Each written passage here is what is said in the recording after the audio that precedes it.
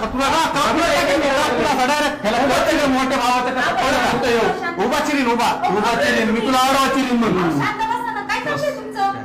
गप्पे राहतो तुम्हाला सांगायला बघ ना हे मी म्हणतो मला हॉल नाही म्हणतो लहान आहे मी मला हॉल काय कशामुळे हॉल द्यायचंय आपले लागत नाही का आपण मोठेच ना त्याला कळलं पाहिजे बेडरूम देणार ना मी अहो बास झालं किती भांडते तुम्ही रोज उठून सुटून तुमचं तेच चाललंय आणि सख्खे भाऊ तर सावत्र भाऊ हे सुद्धा समजत नाही आम्हाला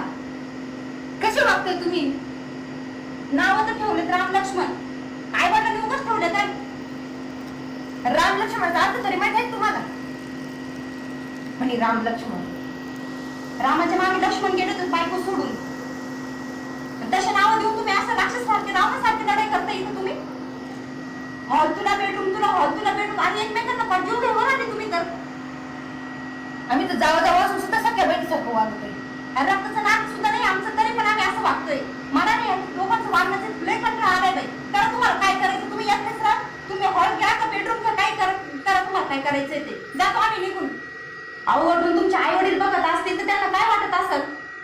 याच्यासाठी जन्म दिलाय का तुम्हाला हे भांडण करण्यासाठी हे वाटणे करण्यासाठी तुम्ही एवढं पण एकमेकांचा जीव घेताय तुम्ही सख्खे भाऊ आहे ना आणि रक्ताचे नाते आहे तुमचे तरी सुद्धा